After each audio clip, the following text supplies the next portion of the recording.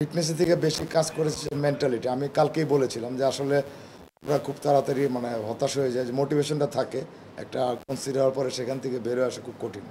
আরেকটা জিনিস হলো আমার টিমটার মানে টিম ডেপথটা ওই পর্যায়ে না, ওই পর্যায়ে না। আপনারা চেঞ্জিংগুলো দেখেছেন যে আসলে আমাদের যে ব্যাকলাইনে কামরুলের রিপ্লেসমেন্ট আমাদের এখনও নাই, কিন্তু কামরুলকে আরও আগে চেঞ্জ করার প্রয়োজন ছিল, সেটা হয় না। টিম ডেপথের জন্য একটু প্রবলেম হয়েছে, কারণ আমার টার্গেট ছিল, আমরা কালকে বলেছিলাম আমরা তাদেরকে খেলতে দিব, তারপর ডেস্ট্রয় করবো, তারপরে অ্যাটাকে যাব, এবং সব কিছু ঠিক ছিল। কিন্তু ওই মিসগুলা আর এবং লাস্টে ওই আলামিনের যে ইয়েটা, ওইটার থেকেই ফার্স্ট হাফে পুরোটাই পেরেছি আমি, ফার্স্ট হাফে পুরোটাই ছিল না। এটা একটা জিনিস হলো যে আপনার ওরা আমাদের স্ট্যান্ডার্ড ওরা জানে, আর ওদের প্লেয়ারের স্ট্যান্ডার্ড ওরা জানে। ওরা তো আপনার অল আউট খেলবে এবং পজিশনিং করবে, উইং প্লে করতে চাবে।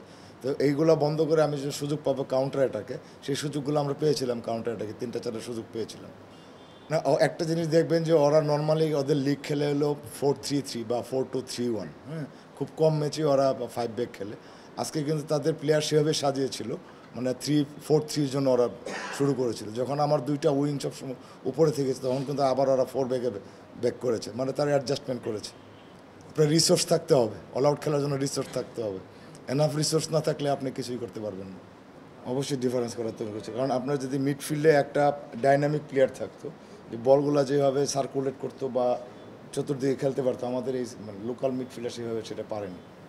আর যদি একটা উইঙ্গার থাকতো ফরেন, তাহলে অবশ্যই ইব্রাহিম যে বলগুলো করেছে সেই বলগুলো করতে পারতো।